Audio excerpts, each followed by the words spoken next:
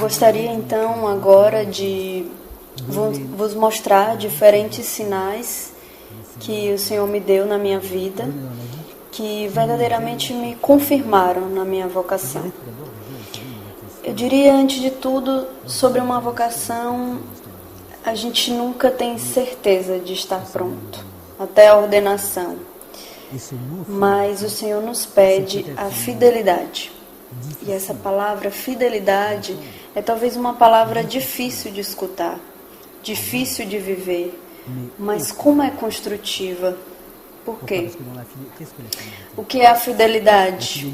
A fidelidade é um engajamento em um sim cotidiano. Vocês sabem, nós não teríamos sido salvos se o Fiat de Maria não tivesse existido. Se Maria não tivesse dito sim, nós não teríamos sido salvos. A salvação do mundo entrou por Maria, pelo seu Fiat. E a fidelidade é isso, é dizer sim todos os dias, a tempo e a contratempo, e ao mesmo tempo, sim todos os dias, e dizer sim é dizer obrigado. E só Deus sabe quando é muito difícil dizer obrigado nos momentos difíceis. E eu vou testemunhar para vocês sobre um momento que para mim foi muito difícil de viver, mas quanto eu entendi também nesse momento que Deus me chamava a continuar a servi-lo. Eu não sei para onde Deus me chama, eu não sei o que Ele quer de mim, mas o que eu sei é que Ele me quer. No mais, os caminhos do Senhor são impenetráveis. Onde Ele me colocará amanhã? Onde Ele me colocará daqui a um instante? Onde Ele me colocará em 1 minuto, eu não sei. Mas que cada minuto seja um sim a Deus. É o lema de um dos meus amigos, que é o bispo das Forças Armadas Francesas, o padre Lucas Ravel. Seu lema episcopal, que o teu sim seja sim.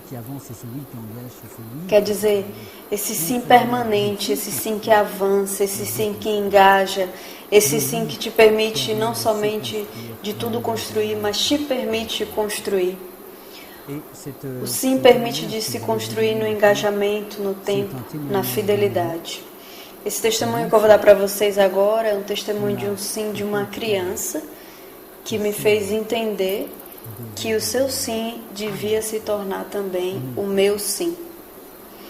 Em 2002, eu fundei em Lyon uma associação para visitar os doentes, os idosos, as crianças que sofrem de alguma doença. E um dia um hospital de criança me ligou e me disse: Emanuel, nós ouvimos falar da sua associação, será que você poderia vir visitar um adolescente, o Marcos? Ele tem 16 anos e ele tem um tumor no cérebro e infelizmente ele não recebe mais visitas. Ele é filho único e os seus pais não vêm mais visitá-lo porque eles sofrem muito ao vê-lo sofrer. Eu não julgo de forma nenhuma os seus pais, porque só Deus sabe o quanto podemos sofrer ao ver uma pessoa sofrer. Então, o que aconteceu é que na associação eu era o único que poderia ir visitá-lo, porque visitar uma criança doente tem os seus horários bem particulares. Então eu fui visitar o Marcos, visitei durante 3 meses, somente durante 3 meses, porque no final dos 3 meses ele faleceu. Então esses 3 meses foram extraordinários. Foi extraordinária a intimidade que nós começamos a ter, eu e ele. Todas as semanas eu ia vê-lo, somente 1 hora por semana, porque era cansativo também para ele. Ele escutava, ele falava um pouco, ele me contou que ele era batizado, eu falei para ele da minha vocação, falei para ele de Deus. E um dia, no dia 7 de dezembro, eu me lembro bem da data, era uma quarta-feira pela manhã, a enfermeira me ligou e me disse: Emanuel, desde a última vez que você veio ver o Marcos, há 1 semana o seu quadro físico piorou muito e os médicos estão dando um prazo de, no máximo, 24 horas de vida. Ele está falando cada vez menos, ele ainda fala, mas está cada vez mais fraco. E hoje de manhã ele perguntou por você, se você poderia vir vê-lo.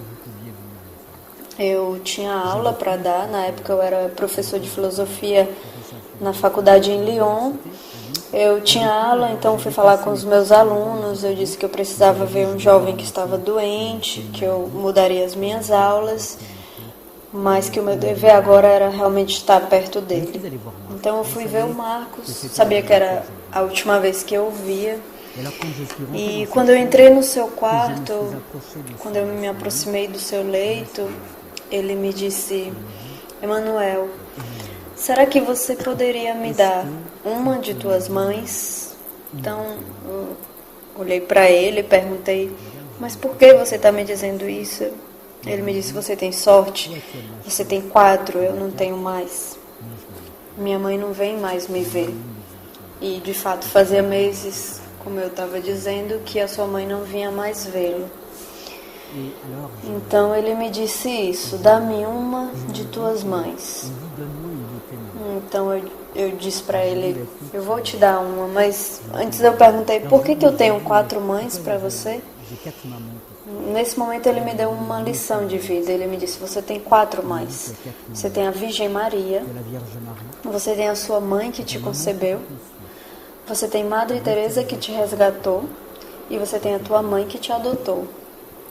Ele tinha 16 anos, eu tinha uns 20 e poucos anos, e ele me ensinou através disso a graça que eu tinha de estar em vida, enquanto ele sabia que estava partindo. Ele sabia que sua doença não tinha cura. E ele me devolveu o gosto pela vida, a graça de viver. E aí eu digo: então eu te dou a Virgem Maria, a mais segura, eu te dou. E nós rezamos, eu rezei uma Ave Maria com ele e fui embora. Foi assim no dia seguinte, de manhã, dia 8 de dezembro, dia da festa da Imaculada Conceição, que nós chamamos também de Festa das Luzes, em memória da Virgem Maria que salvou os leoneses da peste. A enfermeira me ligou e me disse: o Marcos faleceu essa manhã. E eu pensei: a Virgem Maria veio vê-lo. Não somente veio vê-lo, mas veio levá-lo a Jesus, até o fim. Eu pedi para a enfermeira para visitá-lo, para ainda rezar perto do seu corpo uma última vez. E quando eu cheguei lá, eu vi o Marcos deitado, mas dessa vez ele tinha uma paz extraordinária. Eu vi o Marcos sofrer até o fim, e é até estranho o que eu digo, mas naquele momento ele resplandecia de uma paz extraordinária. A paz que era esse face a face com Deus, que era o que ele estava vivendo naquele momento. Porque no final das contas ele tinha buscado Deus durante esses 16 anos, e o dia em que ele o encontrou, ele resplandecia, o seu rosto estava resplandecente. E nesse dia eu conheci os seus pais, e os seus pais me pediram para preparar o funeral. E durante o funeral, que estava cheio de jovens, um dos jovens tomou a palavra e disse: Marcos, eu nunca acreditei em Deus, nunca. Mas quando eu te via sofrer no hospital, no teu leito, quando eu fui te visitar tantas vezes, ali eu entendi que Deus existia. E eu pensei: o Senhor se utilizou do Marcos no seu sofrimento para mostrar às pessoas que ele estava lá. E eu estou convencido que o Marcos está no paraíso. Tenho certeza também que um dia eu o verei de novo no paraíso. Então eu conto para vocês essa história simplesmente porque o Marcos me fez entender mais uma vez, até o fim, até me mostrar, me conscientizar que eu tinha 4 mães, me conscientizar do meu sim a Deus. E esse sim a Deus, essa convicção que Deus me chamava a ser padre. Todos os dias Deus me chama, todos os dias. Vocês sabem o quanto Deus é respeitoso para conosco? Porque existem, infelizmente, cada vez menos vocações. Por quê? Porque o homem não escuta mais Deus lhe falar. E por que ele não escuta mais Deus lhe falar? Simplesmente porque o homem faz barulho. E Deus é tão respeitoso para com o homem, Ele ama tanto o homem, que quando o homem fala, Deus deixa o homem falar. E no dia que o homem para de falar, para fazer silêncio, então nesse momento, Deus fala com ele. Eu agradeço a Deus porque agora fazem 5 anos, e esse é um testemunho totalmente pessoal. Todas as manhãs eu me levanto às 4 horas e de 5 às 8h15 eu sempre estou na capela do seminário. Às 7 horas tem as laudes, seguida de 1 hora de oração. E eu de 5 horas a 8h30, todas as manhãs, eu estou na capela sozinho, com a presença do Senhor que está ali, essa pequena luz vermelha. Às vezes eu durmo, eu estou cansado, mas eu sei que o meu anjo da guarda continua. Eu não quero dizer de forma alguma que eu vou para a igreja para dormir, mas o que o Senhor me pede é para ser fiel. E um dia eu sempre coloco o meu despertador de manhã para as 4 horas, e um dia eu esqueci de colocar. Fui dormir meia-noite, estava cansado, e durante a noite eu escuto na minha porta. Escuto bater na minha porta e eu penso, que estranho, será que tem algum seminarista precisando de alguma coisa? E aí eu levanto, abro a porta e não tem ninguém. E aí quando eu olho para o relógio são 5 para as 4. Então foi nesse momento que eu me lembrei que eu tinha esquecido de colocar o despertador. E aí o meu anjo da guarda veio me dizer, Manuel, Jesus está te esperando lá. E me vem então uma nova convicção que Deus me chama a ser padre, que Deus me chama a viver dos meus batismos. O Senhor vem nos falar no silêncio. E o silêncio do homem é o lugar onde escutamos a mais bela palavra, que é a palavra do Senhor. E vocês sabem qual é a pergunta que o Senhor nos faz? Eu creio que para todos os batizados, para todas as pessoas consagradas nesse mundo, nesse ano onde nós festejamos os consagrados, a vida consagrada, a palavra mais bonita que o Senhor nos diz, que Jesus nos diz, é essa que Ele disse a São Pedro. Ele falou para ele 3 vezes, você me ama. Pedro, você me ama 3 vezes. E Pedro disse, Senhor, tu sabes bem que eu te amo, tu sabes bem que eu te amo. 3 vezes, tu sabes bem que eu te amo. Um tempo depois, alguns dias depois, Pedro ia negar Jesus. E Jesus o perdoou. Ele o perdoou e a prova é o que Pedro se tornou. Pedro, tu és pedra, e sobre esta pedra eu edificarei minha igreja. O fundamento da igreja é Pedro. Pedro que sempre disse que amava o Senhor e que, entretanto, negou. O quanto o Senhor perdoa. É lá onde abunda o pecado que superabunda a graça. E nessa vida consagrada, para todos os consagrados, o Senhor nos repete todos os dias, a cada instante, você me ama. E é a nós de ter essa audácia, essa coragem e de lhe responder sim. Mas Deus é tão respeitoso que Ele nos deixa responder. Ele nos dá a liberdade de responder. Você me ama? Sim. Se você me ama, então me ame até o fim. Quer dizer, mostra-me o teu amor. Mostra-me o amor que você tem por mim. E vocês sabem que foi o testemunho espiritual de Madre Teresa. Eu tenho sede. Jesus todos os dias nos diz, tenho sede. todos os dias, a cada instante. Como saciar a sede de Jesus? Simplesmente não falando, como eu estou falando agora, mas simplesmente agindo. O Senhor precisa, a igreja precisa, o mundo precisa de pessoas que não somente tenham convicções, mas que vivam de suas convicções. Isso quer dizer que o Senhor precisa de pessoas que ajam. Sejamos cristãos que agem. Simplesmente sejamos santos. Vocês sabem, a santidade não é fazer coisas extraordinárias. A santidade realmente é fazer o ordinário. Por, com e no amor. É isso que é a santidade. A gente sempre quer fazer coisas extraordinárias, escalar montanhas, enfim, não sei. Mas é no cotidiano das nossas vidas que Deus nos espera. Santa Teresa encontrava Deus lavando as panelas. É assim, Deus está em todo lugar, em cada olhar, em cada gesto, em cada ação. Deus está lá. E nos diz, nos pergunta: você me ama? Se sim, mostra-me. Mostra-me que você me ama. Sejamos santas e santos desse mundo.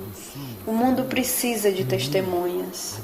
E nós temos a graça, com e através da nossa liberdade, de fazer parte dessas testemunhas. Não percamos essa chance. Não a deixemos passar. Mas, ao contrário, tenhamos essa coragem, tenhamos essa audácia, essa confiança, esse amor e essa esperança. Porque é a coragem, o amor e a esperança que vão nos possibilitar de ir até o fim.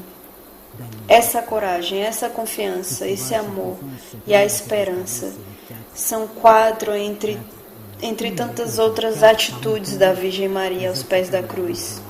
Estejamos na escola de Maria para nos aproximar do Cristo e ser também nós, poder dizer também nós, como São Paulo: não sou mais eu quem vivo, é Cristo que vive em nós. Eis aí o que a igreja nos pede. Eis aí o que o mundo espera de nós. Sejamos os santos desse 3º milênio, desse 21º século. Deus nos espera. E eu comecei com Madre Teresa e eu vou terminar com Madre Teresa. É extraordinário o hino à vida. Aqui também não basta ler o hino, mas é preciso agir. Então vamos lá, eu convido vocês simplesmente. Eu vou ler então esse hino à vida e eu convido vocês, sobretudo vocês que são consagrados, retenham somente uma frase desse hino. Fiquem só com uma frase e vivam essa frase. A vida é uma oportunidade, aproveite-a. A vida é beleza, admire-a. A vida é beatitude, saboreia. A vida é um desafio, enfrente-o. A vida é um dever, cumpre-o. A vida é preciosa, cuide dela. A vida é uma riqueza, conserve-a. A vida é amor, goze-a. A vida é um mistério, desvele-o. A vida é uma promessa, cumpre-a. A vida é tristeza, supere-a. A vida é um combate, aceita-o. A vida é tragédia, domine-a. A vida é uma aventura, afronte-a. A vida é felicidade, merece-a. A vida é a vida, defende-a. Muito obrigado.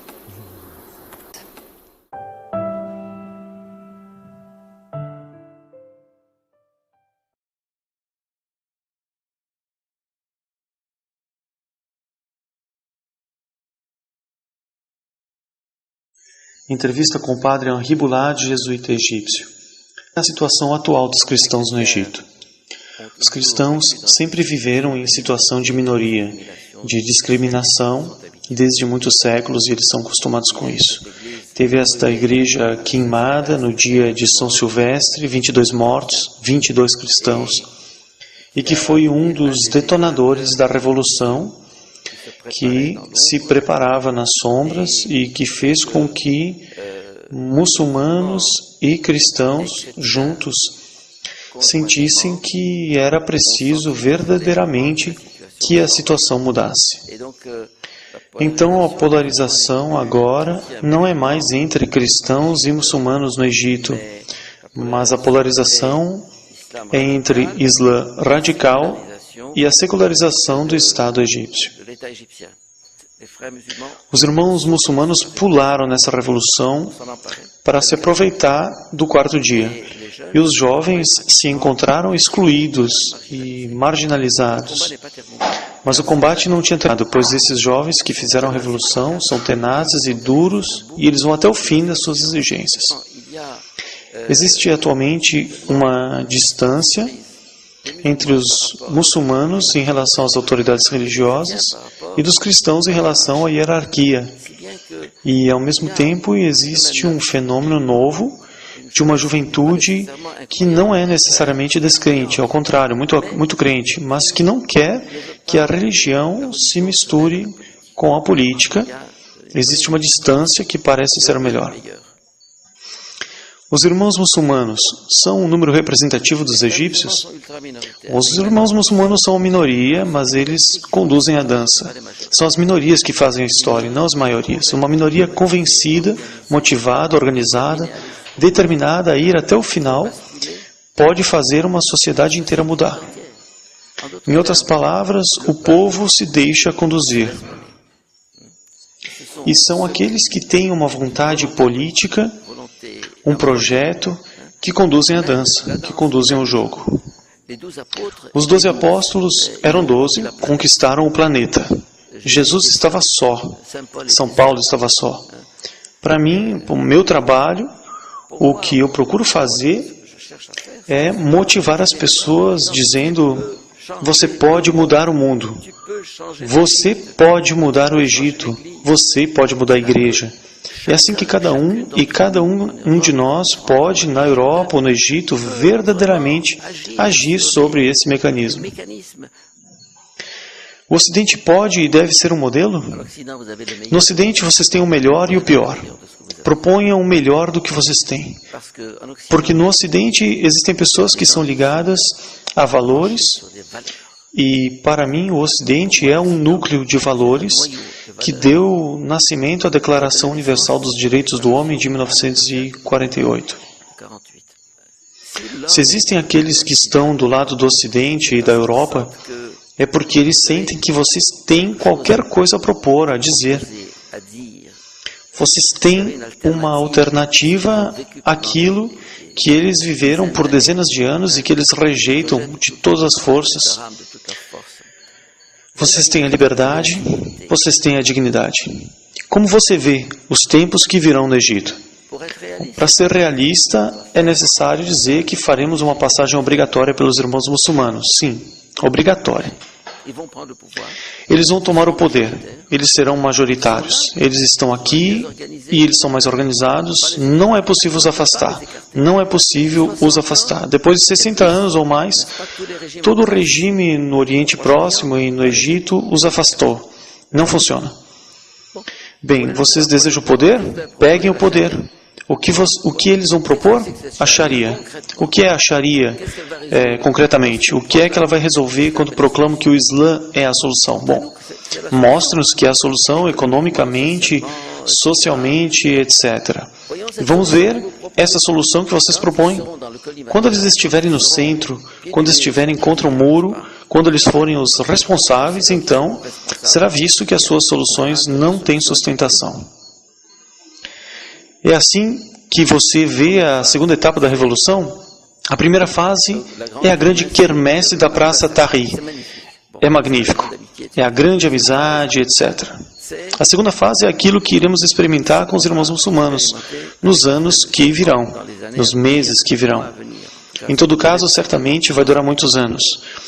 Mas em seguida passaremos pela terceira fase, a fase da realidade, passiva de realidade. Então, nada de faltas. Não. Neste momento vai ser necessário que eles componham. Inclusive, entre os muçulmanos existem duas correntes, uma corrente laicista, modernista e liberal, e uma corrente da velha guarda, que se apega ao discurso que a gente conhece bem. A nova geração diz aos anciãos: a ideia de vocês não funciona. Não funciona. E eles respondem: não, é necessário que funcione. A oposição não é Islã e Ocidente, Islã e cristianismo, Islã e modernidade. A oposição é Islã e Islã. Dois Islã que se enfrentam, que se confrontam. Um que percebe que andar na linha da Sharia e do fundamentalismo é ir para uma catástrofe. Uma catástrofe. Então, uma guerra.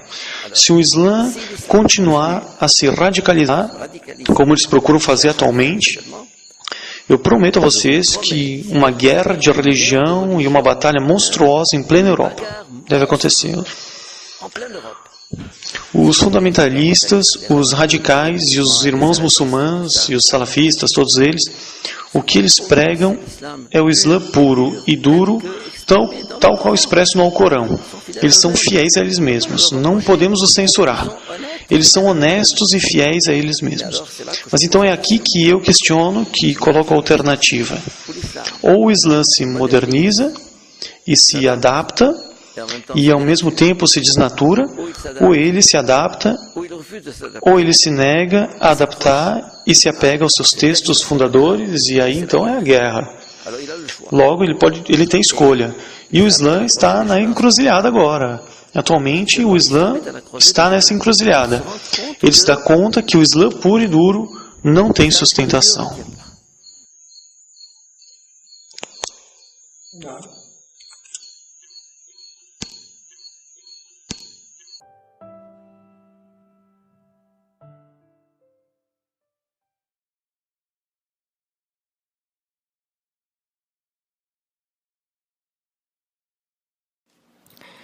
Bom dia, eu me chamo Cian.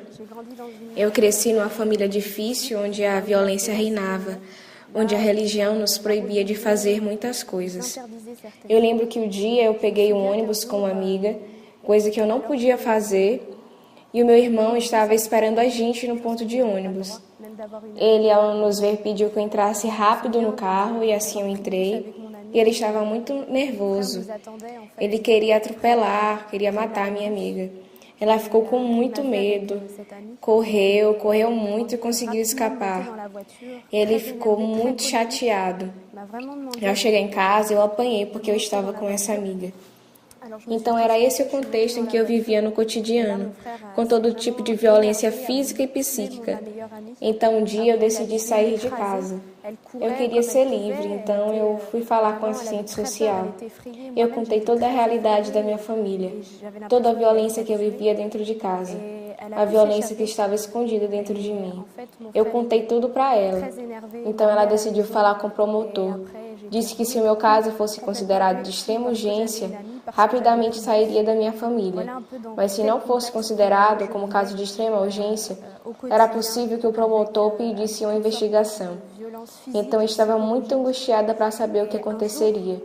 Foi o dia mais angustiante da minha vida, porque eu já vivia nesta tensão de coisas proibidas, de não poder fazer tantas coisas, e também essa falta de amor que existia entre a minha família e eu. Mas a verdade é que eu ainda os amo com certeza a minha família, mas essa falta de amor era muito sentida por mim. Então eu tomei a decisão de sair de casa. Eu voltei para casa para almoçar com os meus pais.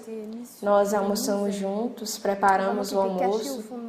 E no momento em que eu olhei para o meu pai e para minha irmã mais nova, comecei a pensar que eu não os veria mais, que ali era a última vez que eu os estaria vendo.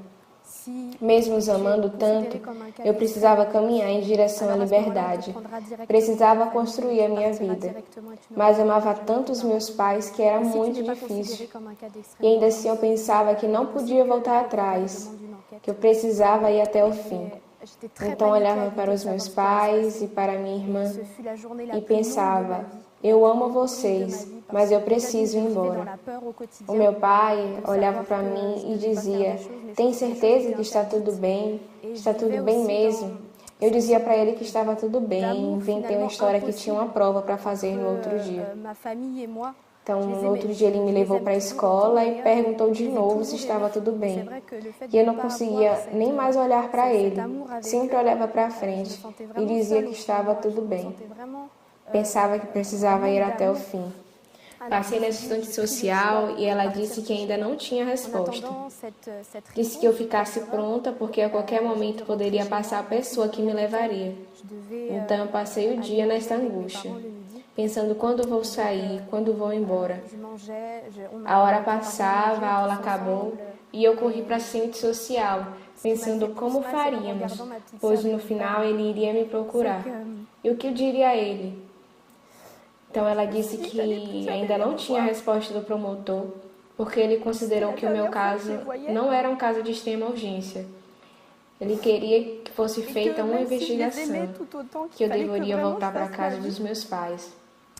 Mas eu disse que não era mais possível, que eu não poderia mais voltar para casa nessas condições.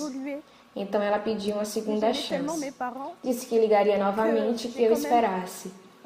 E ela conseguiria uma licença que fizesse com que eu esperasse em outro lugar. Mas, então o juizado de menores iria vir me buscar. Mas esperando o juizado de menores, era preciso segurar meu pai. Preciso que alguém conversasse com ele.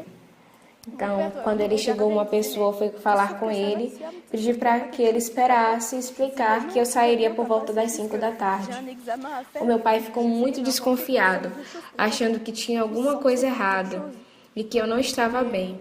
Então ele voltou para casa e chamou meu irmão. E o meu irmão chamou os amigos deles e eles voltaram. E meu pai tinha justamente pedido ao meu irmão e os amigos dele para voltarem para o colégio onde eu estava. Eu fiquei escondida debaixo de uma mesa com assistente social, esperando o juizado de menores que demorava muito para chegar. Então foi dito para meus pais que eu mudaria de casa e assim eles ficaram muito nervosos. E eu estava escutando tudo. Eu escutava meu irmão gritar, minha mãe gritar e os professores tentando acalmar a situação. E eu pensava, é minha culpa, minha culpa. E ao mesmo tempo, eu preciso ir, não tenho escolha. A assistente social me consolava e me dava força. E depois, para me proteger, teve a professora de francês que chegou e a gente precisou mudar as roupas para que as pessoas não me reconhecessem. Ela dizia que seria melhor. Tinha muita gente na rua. E realmente, eram muitos carros da polícia nesse dia. Então troquei de roupa com a professora. Nunca pensei que uma coisa dessa pudesse acontecer. A professora estava muito nervosa. Começou a contar que eles tinham quebrado o nariz de um professor e machucado outro. E eu comecei a pensar o que iria acontecer comigo. Meu irmão vai me encontrar, nada vai parar meu irmão, e ele vai me fazer mal.